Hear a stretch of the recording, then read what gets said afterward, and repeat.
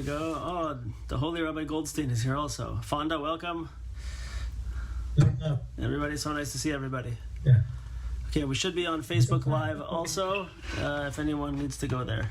Okay, so I'm going to just give a quick introduction, and then I will mute everybody as we start. Actually, I'll mute everybody now, and then I'll see if anybody wants to say anything afterwards.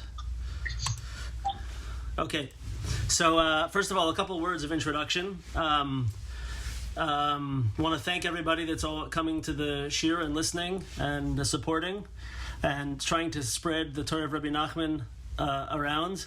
Baruch Hashem, we've had a lot of success and we have a lot of people listening and joining up with us.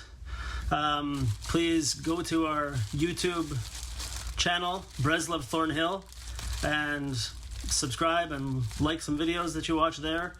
Good news is that I've been asked by Rabbi Yossi Katz from the Breslov Research Institute if we can put this shiur onto the BRI website and onto their new app, which is going to be launching tomorrow. Yes, the BRI is launching an app. Pretty amazing. The Breslov Research Institute is launching an app.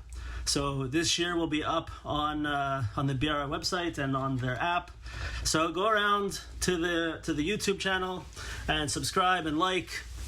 Check out the BRI, Breslov Research Institute website and app, and check out our Facebook page and like it there. And why do I always want everybody to like and to share and subscribe? Because the more people that are socially connected, the more people have the opportunity to hear the life-saving Torah of Rabbi Nachman. The more people get to be lit up and helped, and many of us know that Rabbi Nachman has pulled us out of the depths and given us life when we had nothing to hang on to. But we're going to talk a lot about that in this Torah. So please, everybody, let's get the social shares out as much as we can. Thank you so much.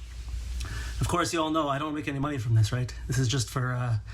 I'm not trying to deepen my pockets here.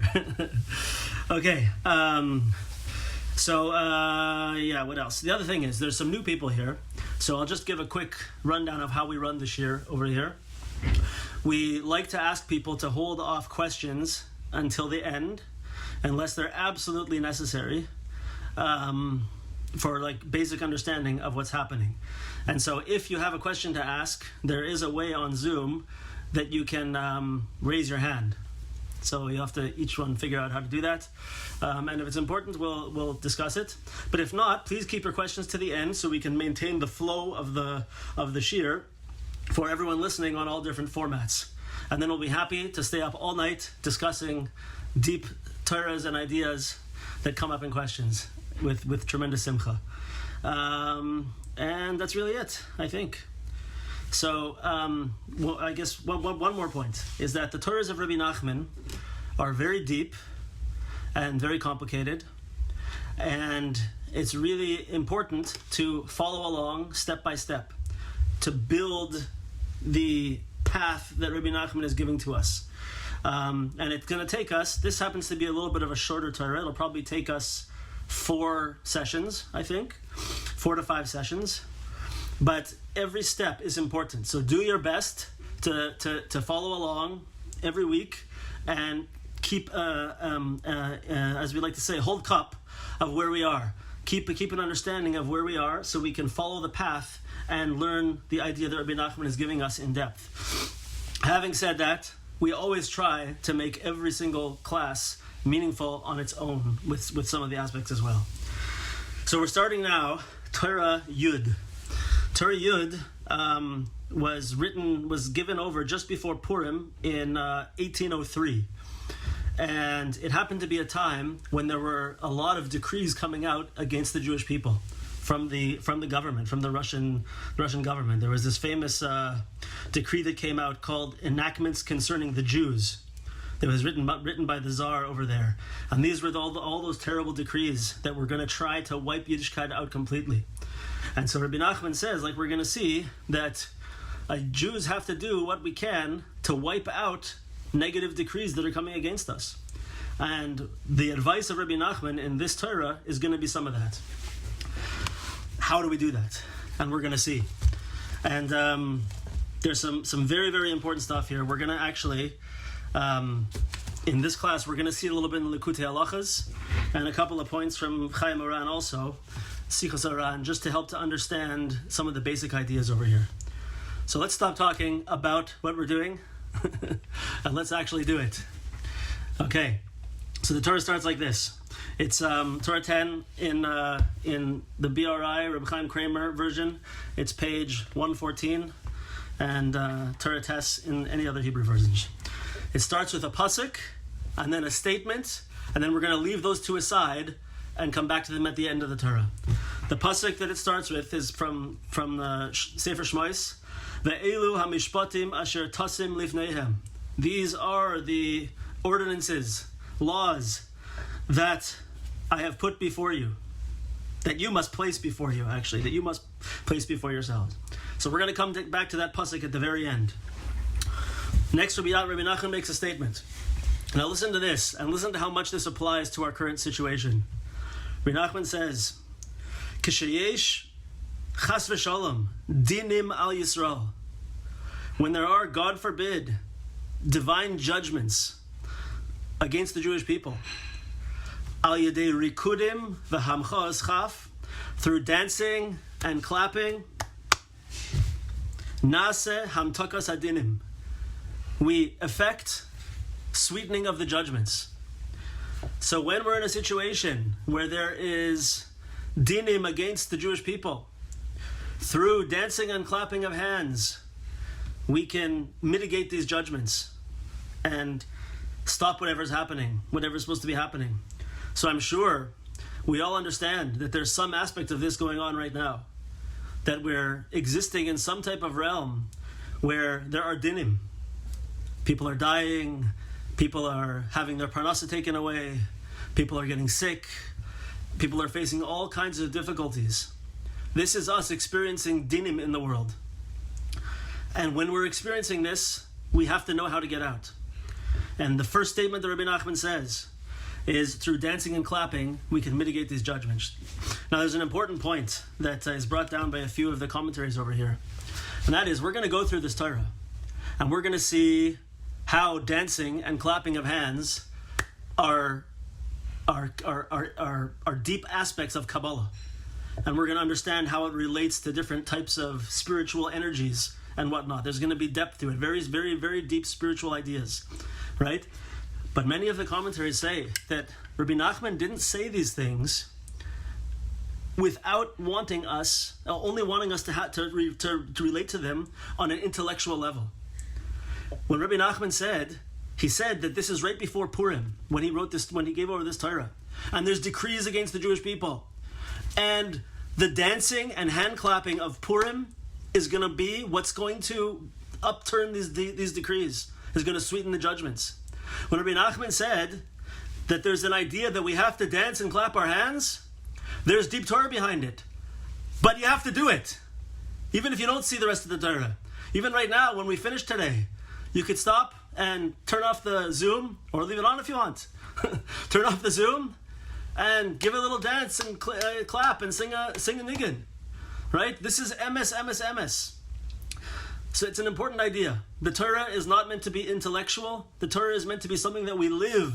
And especially the Torah of Rabbi Nachman, when the whole point is to give us advice on how to grow and how to connect and how to get through difficult situations. We have to do what the advice is. So we're going to come on to this as we go through. Those are the two introductory statements.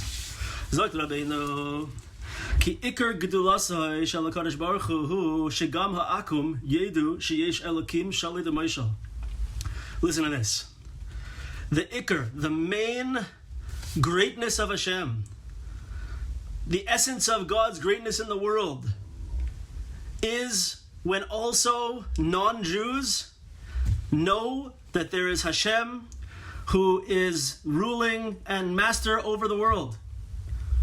Ukamuva b'Zohar, and like it says in the Holy Zohar, Kad asa Yisroi v'amar, until the time when Yisroi, Kohen Midian, the father-in-law of Moshe, came and said, Ki ata yodati ki gadol Hashem. Now I know that Hashem is great, says the Zohar.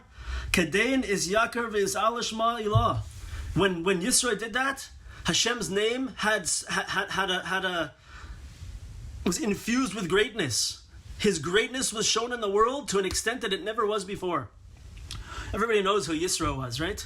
Yisro was the father-in-law of Moshe Rabbeinu, and he was known to be the Kohen Midian, the priest of Midian, and he was like the expert in every type of Avodah Zarah. If there was an Avodah Zarah in the world, he had tried it out, right? And not only did he try it out, he was the expert. And Yisro, basically, if you could have taken one person who was farthest away from the pure essence of godliness and Yiddishkeit, right? That was him. And he came and converted to Judaism and grabbed a hold of the truth. And when he said, now I know that that Hashem is true, at that point, there was never a greatening of the name of Hashem in the world. There was never a raising up of the kavod of Hashem in the world greater than that point, says the Holy Zohar. So the idea is like this. When someone comes from far away and comes close to Hashem and shows in the world the greatness of Hashem, that is tremendously huge. And that is tremendously precious to HaKadosh Baruch Hu. Hey, Tzaddik. So, who just said that? You're all supposed to be muted. Okay. So, right, thank you. So like this. Does that only mean that you have to be a priest of Avodah Zarah in order to make this happen? Right? That's not the message, by the way, in case anyone was wondering.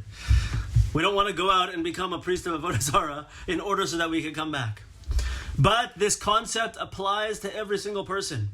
Some people are converts to Judaism. Some people are Balei Tshuva. Some people were born Jewish but didn't grow up religious. They weren't connected. Right? For those people coming from far away and then coming close to Yiddishkeit, coming close to Hashem and bringing emes out into the world, right? That is a huge, huge, huge, huge precious item to Hashem on an incredible level. Not only that, what if you have someone who grew up religious? Right? There's a number of people with us right now who grew up religious. So does that mean that they can never accomplish this? Every individual person, unless they were born a perfect tzaddik and died a perfect tzaddik, which doesn't happen almost ever, every single person in some way has an ability to come from a low place in their own personal existence and raise themselves up to a high place in connection to Hashem, and to show themselves and to show Hashem and to show the world the greatness of Hashem in a beautiful way. This is what brings honor to Hashem in the biggest possible way. So we can all do this in our own specific way, and no one should ever think chas v'shalom that they can't do it, and that there's not a place for them in this realm. But remember, this should be a tremendous chiyus and chizuk to us all. Why? Because if we find ourselves in a low place, and we are going to, this is going to happen to us, right? Sometimes we're on a high, and sometimes we're on a low. Sometimes we're on an aliyah, sometimes we're on a yarida. And if you're on an aliyah right now, if you're flying high right now in spirituality, great. Keep it going by remembering to be humble, and not to become a balgaiva, not to get cocky, as they say, right? Remember that. But if you're on a low place right now, if you're experiencing difficulty right now, you can break through that difficulty, and at some point you will break through that difficulty. And when you get through there, you are going to be a pillar of light in the world that brings elokus into the world, that brings godliness into the world, and everyone can do it. And if we're flying high right now, don't worry, we're gonna go down again before we come up again, and then we're gonna go down again and come up again. And that's what we're supposed to do. That's how we grow. That's how we become close to Hashem. Everybody with me on this? So, let's go weiter. So, it says, Ois Gimel, Ula Akum, and to the non-Jews, Iyafshar lehem leida gedulasa shel HaKadosh Baruch Hu, ki ima yedei bechinas Yaakov. They cannot come to know the the greatness of Hashem except through the Bechina of Yaakov, the aspect of Yaakov. There's some aspect of Yaakov Avinu, Jacob, our father, that there's something about him that non-Jews can only come close to Hashem through him in some way. Let's see what that means. So, like the pasuk says in Yeshaya, Beis Yaakov lechu v'nelcha be'or Hashem, the house of Yaakov, lechu, go, v'nelcha, and we will go with you, be'or Hashem. So this pasuk is in Yeshaya, and it's referring to Lasid Lavoi, the future, when the third Beis Hamikdash is built. The Goyim are going to say, Jews, Beis Yaakov, go towards the light of Hashem, and we want to come with you. That's what they're going to say, right? But at that time, the name that the Navi uses to explain this to us is Beis Yaakov. That's what he calls the Jews at the time, Beis Yaakov. There's something about Beis Yaakov. There's something about Jacob, about Yaakov Avinu, that's going to be the conduit through which the non-Jews want to come towards Hashem, to which the non-Jews know the greatness of Hashem, is through the Beis Yaakov. Kihu gila elokusai shel HaKadosh Baruch Hu yoser mishara avos, because Yaakov Avinu revealed the greatness of the Elokus of Hashem, of his godliness, of his essence, greater, more so than the rest of the fathers. How did he do this? Okay, so I'm just going to explain the next paragraph, and then we'll come back and understand this in a little bit more depth. Ki Avram karoi har. So each one of our avos, Avram, Yitzchak, and Yaakov, came to the place of the Beis Hamikdash, and they each gave it a different name. So Avram Avinu came to the place where the Beis Hamikdash is, and he called it a har, a mountain. He called it a mountain. Yitzchak karai sadeh. Yitzchak came, and he called the place a sadeh, a field. So Avram Avinu called it a har, a mountain. Yitzchak called it a sadeh, a field. And so Rabbeinu says, Usadeh, hu yoser musag v'nitzrach la'olam mehar. A field is something that is more understood and more needed, more made use of by people in the world. In other words, the difference between har, mountain, and sadeh, field, is there's more of an intimate connection, there's more of an understanding, and there's more of a need to be involved with field than there is mountain. Right? Because a field is a place where we go and you grow fruit there, you grow food, produce there, you can graze animals there. People go into a field. Generally, the mountains are places that are far off, that we don't spend as much time in. Yes, we like to go and travel to them and see them because they're unique and unusual, and we don't have a deep connection. We don't have a regular intimate connection to them. But a field has more connection to the regular everyday workings of a person. Everybody understand that? Okay, but Yaakov Avinu, what did he call the place of the Beis Hamikdash? Yaakov karo bayis. But Yaakov called it a house. A house is a place for people to dwell in, even more so than a field. It's more of an intimate connection. Yaakov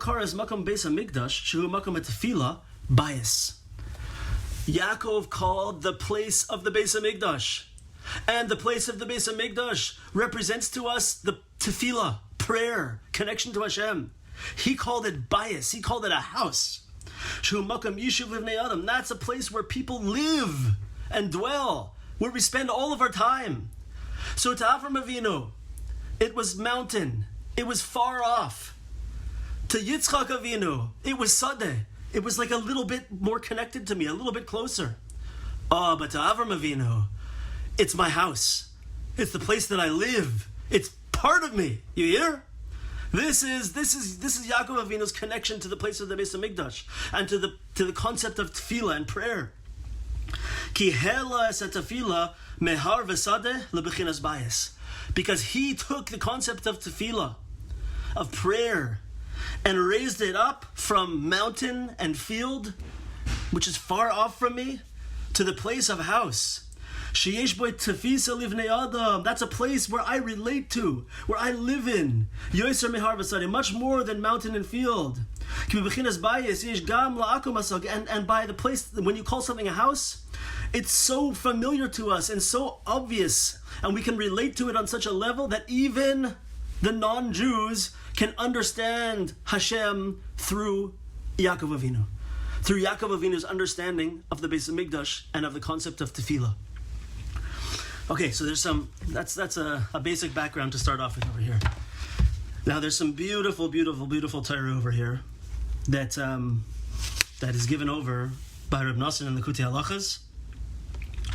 And I want to read some of it inside because it's so sweet and so special. Very, very, very sweet Torah.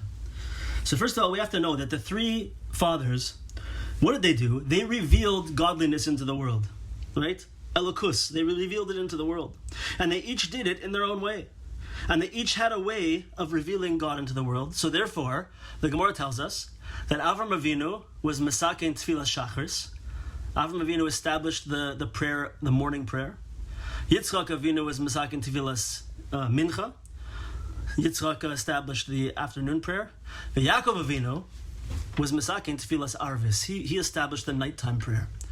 And prayer in the world is really the biggest revelation of Elokus in the world.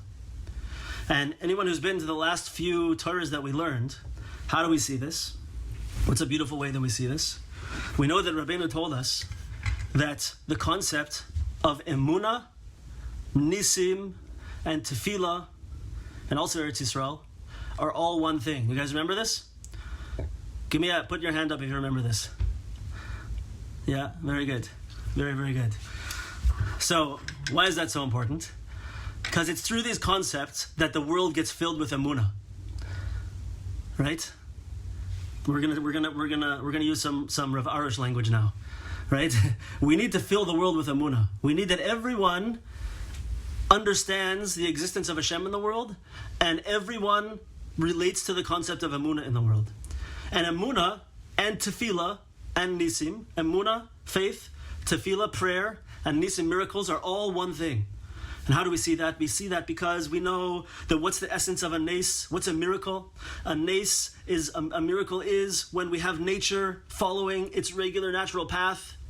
And a nes means that Hashem changes nature, subverts nature, turns it on its bottom, and makes a new thing happen. That's what a nes is.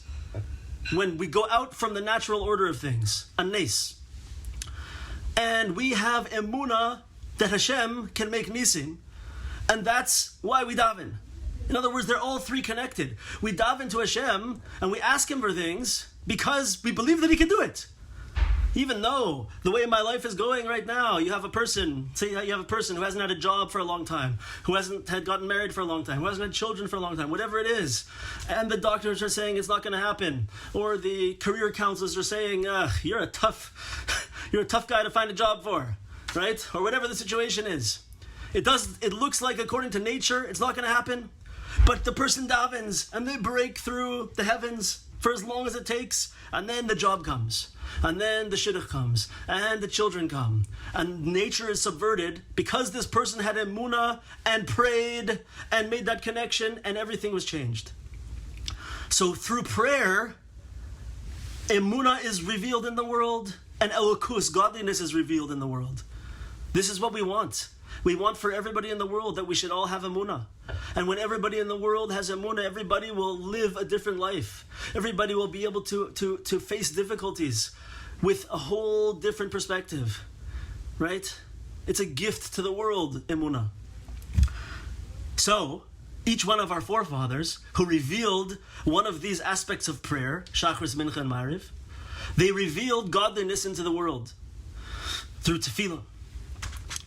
But there's a difference between Shachris, Mincha, and Ma'ariv. There's a difference between the morning prayer, the afternoon prayer, and the evening prayer. What does the morning prayer mean? What happens in the morning? Right? The sun comes out, and it's the crack of dawn, and you wake up, and you're fresh, and the light is in the world again. right?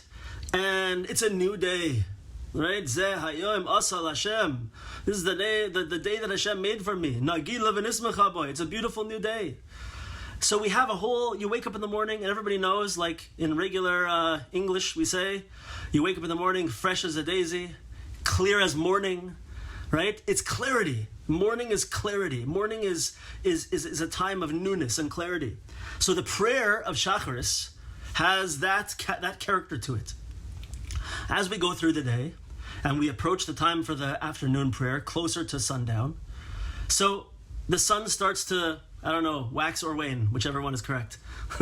The sun starts to, get less as it's going, and we're getting farther away from that morning clarity. Some of our intellectual faculties and our spiritually intellectual faculties are leaving us, and we daven that tefillah of mincha at that time.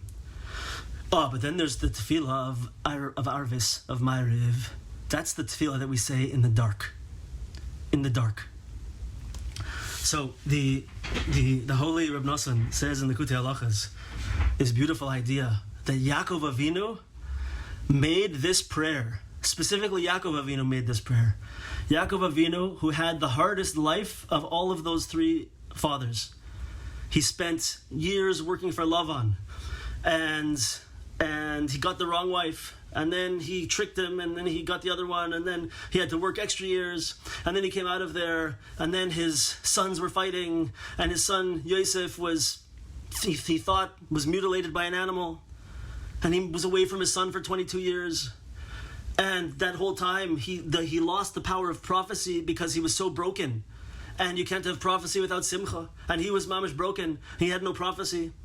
And before that, he had to fight with his brother, right? Remember? There's so many things. Yaakov's life was mavak after mavak, was fight after fight.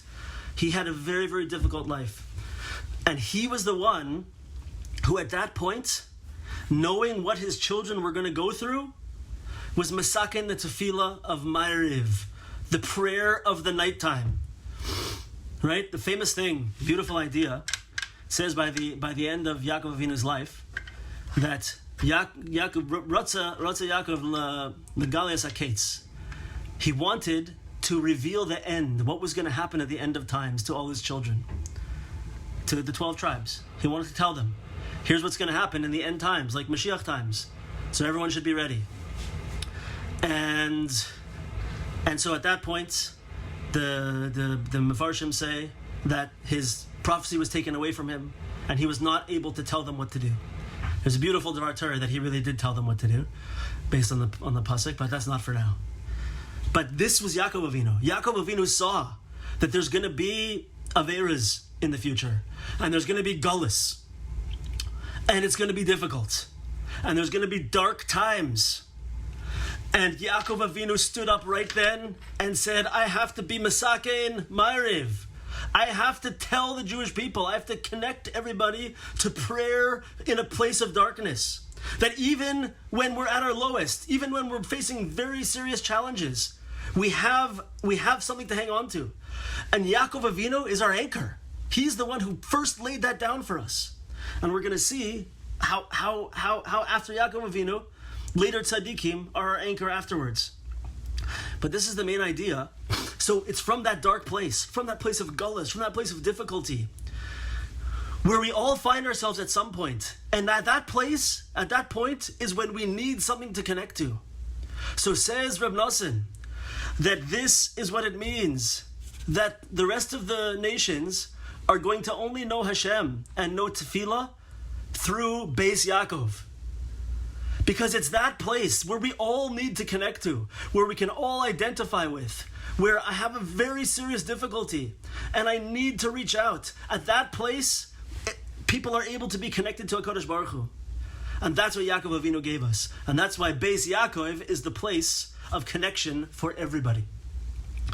Everybody with me on that? It's pretty gorgeous, right? Totally amazing. Totally beautiful. Okay, let's go weiter. So he said, Kibichinas bias yesh gam lakum hasaga. K'moshe kasav. So, and how do we see that the concept of bias, of house, which is the aspect of Yaakov, how do we see from Pesukim now? We now have talked about how we understand how people connect to it, but where do we see in Pesukim that the whole world connects to the name Beis Yaakov? Bias connects to the concept of bias through tefillah, because the pasuk in Yeshaya says, "Ki beisi beis tefillah yikare lechol ha'amim." My house, Hashem says, my house is called a house of prayer for all nations. It doesn't say my mountain is a mountain of prayer for all nations. It doesn't say my field is a field of prayer for all nations. It says my house, bias, my house is a place of prayer for all nations. And that's, of course, we say that in davening on the Yom Norayim, right? And when a person can relate to Hashem and can relate to tefillah in the same way that they relate to a house, then there's a tremendous greatening of the name of Hashem. A tremendous greatening of the name of Hashem. Wow. Wow. Okay, V'zeh Perish, let's go weiter. V'zeh Perish, and this is what the pasuk means in Tehillim. Gadol Hashem, u'mehulal me'od. Hashem is great and tremendously praised. Mehulal, praised, me'od, a lot. Right? Klemar. Emasai Gadol Hashem. Meaning what? How do we understand this? When is Hashem great? At what point? In what aspect is Hashem great? Kishahu mahula me'od. When He is tremendously praised, misitra demoisa, from the side of death. Stick with me. Make sure we understand everything that's going to happen over here. Try and follow along with this. This is going to be awesome. When is Hashem praised? Gadol Hashem umahula me'od. Hashem is great and praised a lot. When is Hashem great? Kishahu mahula me'od. When He is praised greatly from the side of death. What does that mean? How do we see this? Misitra demoisa. Shu b'chinas akum. That's relating to the other nations of the world. Like Chazal say in Bereshis Rabbah al pasuk, the pasuk says in Bereshis at the very beginning, "V'hinei tov me'od." So in all the days of creation, Hashem made something, and then He said, "Vayar Elokim ki tov," right? But there's one time, actually two times, but anyway, where He says, "V'hinei tov me'od," and behold, it was tov me'od. It was, I think, often it's translated as exceedingly good, right? Tov me'od. It was very good. What does Tov Me'od mean? The Medrash Rabbah says, Tov Me'od, Ze Malach HaMaves. That's referring to the angel of death. What is really good? The angel of death. Kishahu Mahula Mehem. And when Hashem is praised by that side, by the Malach HaMaves, Azai Hu Gadol. Because that's the greatness of Hashem, when He's praised from something that seems to be very far away on the other side. So this is a little bit hard to understand. There's a beautiful explanation about this by I think maybe the Bir Likutim. Yeah, he says like this. Listen to this. How do we understand this? So he says, Behine tov me'od, ze malach hamaves. Bebereshis Rabbah, it says this in Bereshis Rabbah, Rabbi Yishmael bar Yitzchak, hine tov me'od, ze malach chayim. Tov me'od, that's referring to the malach chayim, the angel of life. Vehine tov me'od, ze malach hamaves. And behold, very good, that's referring to the malach hamaves, says the Medrash. Vechi malach hamaves tov me'od? How could it be? Asks the Medrash. How could you say the Malach HaMavis is Tov Me'od? That doesn't make sense. So he explains like this. Ella, LaMelech Shas Suda. So it's a mashal to a king who makes a Suda. He makes a big gathering, a big meal. And he invites all his guests to come and sit at the table and puts out the most amazing spread of food that you could possibly imagine. Like everything, the best of the best. Whatever your favorite food is, made by Gordon Ramsay, I don't know, right? The best of the best, possibly the best you can imagine. Is he still a famous person? Yeah? Okay. So anyway, the most amazing food you can imagine, and the best wine, right, from Bordeaux, right? Maybe from Italy, from France, the best of the best is at this Suda. Amar, kol shehu oichel mavarech es hamelech, and he said, everyone who eats and blesses the king, anyone who eats and blesses the king, yechal v'yerav loy, he eats and it's pleasing to him. That's great, amazing. He could eat as much as he wants. Stay all day, all night, and enjoy. But anyone who eats and doesn't make a blessing or doesn't thank the king who made the Suda,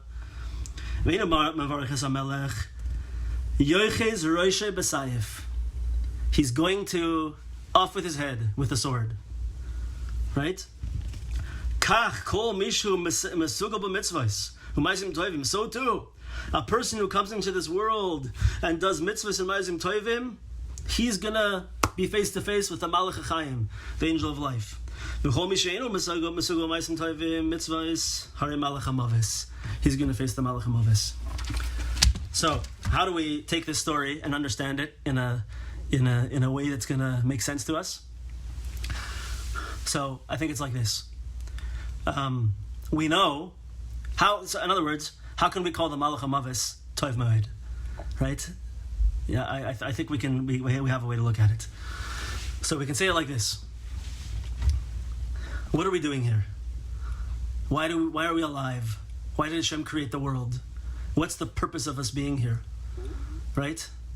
There is a purpose of us being here. The purpose of us being here is that we should come to know Hashem, like the Zohar says, and that we should have devekus with Hashem, right? And that we should, like Chassidus says, make a dira b'tachtonim, make a dwelling place for Hashem in this world. In other words, there is a purpose to this world. And the purpose of this world is us, however you want to say it, they all really mean the same thing, is for us to connect to the light of Hashem and bring it into this world and to absolutely cling to it and to leave the vain aspects of the world aside, to leave materialism aside, to leave sheker and falsehood aside, and to connect to Hashem's light, right? To the Or Ein Sof, to connect to it on a deep level and bring it into this world. That's our purpose. And if we're not fulfilling that purpose, what are we doing?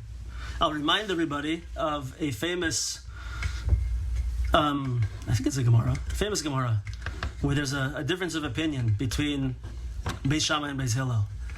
That is it good that we were created or not? Should we have been created or not? Everybody know this? Everybody heard this before? So it's machlokes, a big argument, and it comes out that Beis Shammai says it's better we shouldn't be created, better that we weren't created, because what happens? Our soul comes tachas kisei hakavod. Our soul is hewn from underneath the throne of Hashem and is brought down into this world. Better it should have stayed there, underneath the throne of Hashem. Then it's going to come down into this world and we're going to destroy it. We're going to make it dirty and sully it, and it's not going to be able to go back to that same place. Right? And Hillel said no. Actually, Hillel didn't say no. Hillel said, you know what, you're right. But now that we're here, we have to do tshuva, and we have to do mitzvahs and ma'asim tovim, and by doing that, we can get back up to that place and higher. So, in other words, if we're not using this world as an opportunity to get close to Hashem, if we're not using our time as a way to fix the world, to bring Elokus into the world, if we're not using our time as a way to make a dira b'tachtonim, a dwelling place for Hashem in this world, to bring light into the world, and we're just going to movies, and we're just watching TV, and doing whatever else people do, if we're just wasting our time, then you're right, it's better we weren't created. And then the Malach HaMavis is a good thing, because that person who's wasting their life needs to start again and needs another chance. We need to be woken up and to show that we have a job to do, and we can bring tremendous light into the world, right? So the Malach HaChaim, if we're bringing Hashem into the world, the Malach HaChaim is our best friend. But if we're not, The Malach HaMavis is going to nudge us. Hey, the Sitra Achra is going to nudge us. The Yetzer Hara is going to nudge us. And it's going to try to get us back on track. Going to give us wake-up calls. And that is Tov Ma'od. That is tremendously good, right? We need wake-up calls sometimes, right? I'll give you one example and then I'll close my mouth a little bit and get back into Rabbi Nachman. But imagine, I know a few people who deal with a situation kind of like this.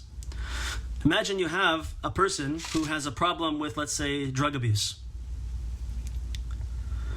Right? So what's the right thing to do for that person? Say you're a parent of such a person. Do you keep giving them money and allowing them to go out every night and associate with whoever they want to associate with? Right? And they come back to you and they, with tears in their eyes, please, please, please, I need the money. Please, please help me. Don't you love me? Right? And sometimes it's pulling out a person's heartstrings and they give them more money, but giving them more money, just what's it called in pop psych talk? You're an enabler. You're just enabling them to go further and further down, to get deeper and deeper and deeper, right? So sometimes that person needs to experience a difficulty, a challenge, needs to hit some type of bottom in order to be woken up. Chas v'shalom, we should not try to judge anybody, and we should not try to determine when we think someone should hit bottom. That's not up to us, right? But sometimes they need to hit that bottom in order to wake up and not continue to waste their lives and not continue to go down and down and down, right? So too, this is our lives. This is what our lives are all about. If we're not doing what we're supposed to be doing, sometimes the Yetzer Hara, the Satan, Hashem, needs to wake us up and say, hey, I can't keep enabling you. You got to wake up and you got to do what you need to do. And that's what happens. So that's why it's Tov Ma'od. I hope that clarifies it a little bit, because that's a bit hard to understand. You ready with me on that? Give me a thumbs up. Yeah? All right. Okay, let's go. Well, we're just about finished here.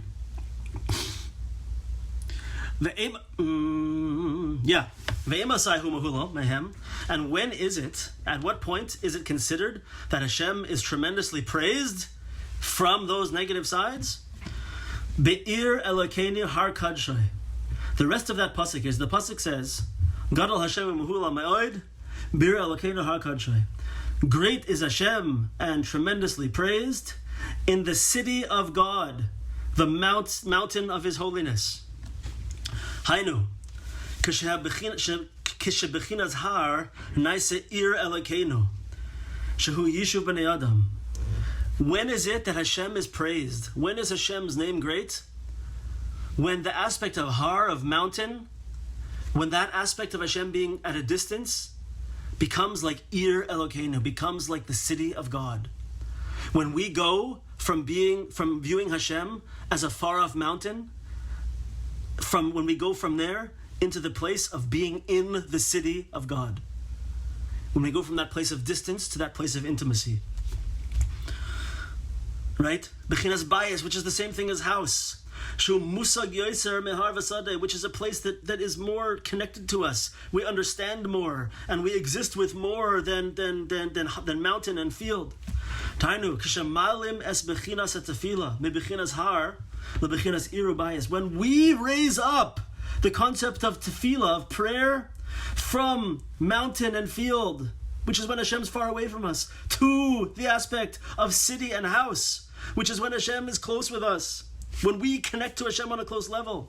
Sha'az yeshgam la'akum hasaga. And at that point, even non-Jews who are not connected to tefillah at all can connect in that way, can understand and feel and be part of this aspect of tefillah.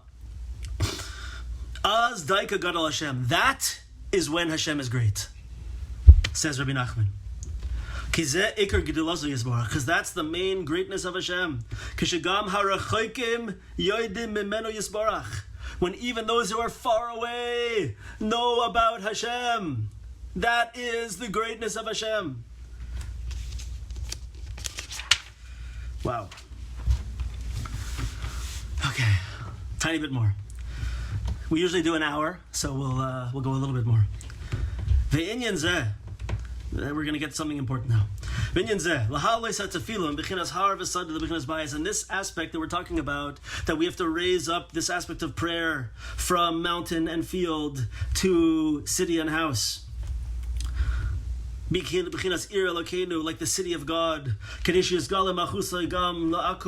in order so that we can reveal the kingdom of Hashem, the kingship of Hashem, also to the non-Jews. That they should also have a connection and the ability to understand and attain the godliness of Hashem, of His name. It's not possible to do this except for, I bet you could all guess what the next words are going to be. The only way that this can happen is through Tzadikei Hador, is through the tzaddikim of the generations. The only way we can bring this down into this tangible, experiential connection to Hashem is through the tzaddikim. Like Chazal say. So the Gemara says in Bava Basra, anyone who has a sick person in his house, he should go to a chacham, to a wise person, to a tzaddik, and ask that person should daven for them.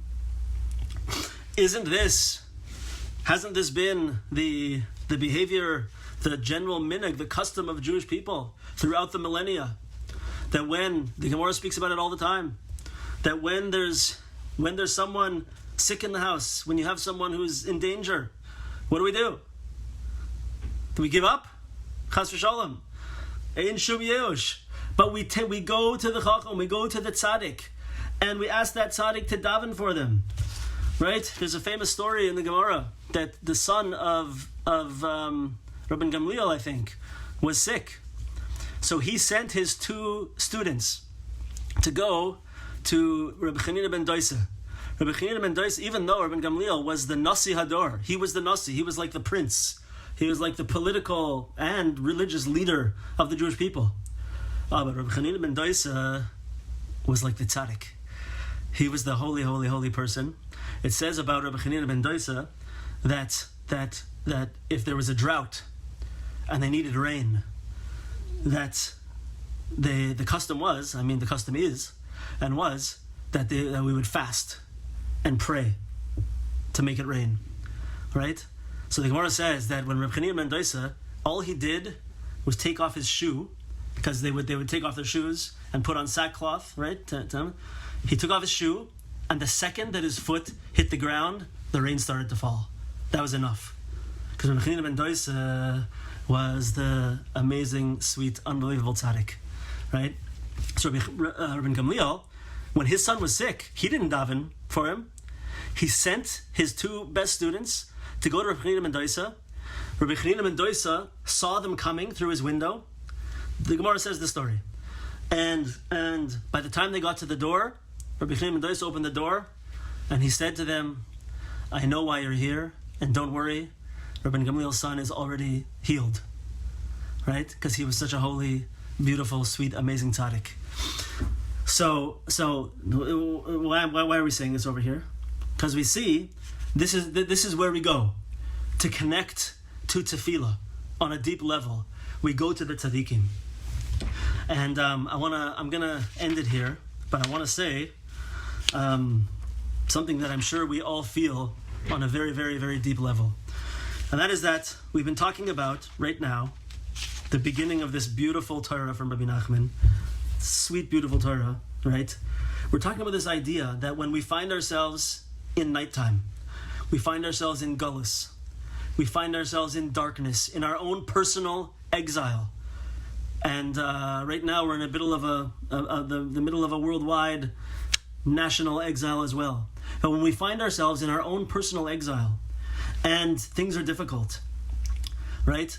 The Rabbi Nachman's telling us the answer is to connect with Hashem, with tefillah on a very intimate level, in this way of bias, where Hashem's not far away from us.